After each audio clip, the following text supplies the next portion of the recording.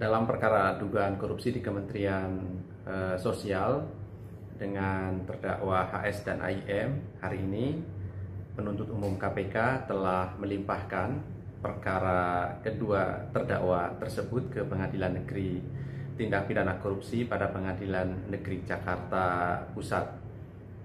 Terkait dengan penahanan, tentu sesuai dengan ketentuan telah beralih kepada penahanan oleh majelis hakim yang nantinya akan ditunjuk oleh Ketua Pengadilan Negeri Jakarta Pusat. Saat ini penuntut umum KPK masih menunggu penetapan hari sidang perdana dengan acara pembacaan surat dakwaan di mana penuntut umum KPK mendakwa keduanya dengan pasal 5 ayat 1 Undang-Undang Tindak Pidana Korupsi junto pasal 64 ayat 1 KUH Pidana atau pasal 13 Undang-Undang Tindak Pidana Korupsi junto pasal 64 ayat 1 KUH Pidana.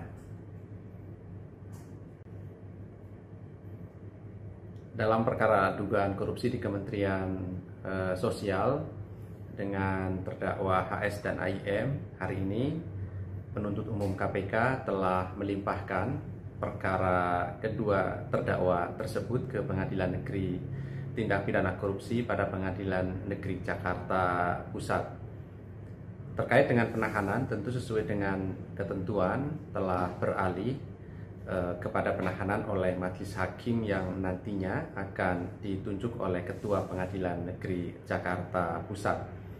Saat ini penuntut umum KPK masih menunggu penetapan hari sidang perdana dengan acara pembacaan surat dakwaan di mana penuntut umum KPK mendakwa keduanya dengan pasal 5 ayat 1 Undang-Undang Tindak Pidana Korupsi junto pasal 64 ayat 1 KUH Pidana atau pasal 13 Undang-Undang Tindak Pidana Korupsi junto pasal 64 ayat 1 KUH Pidana.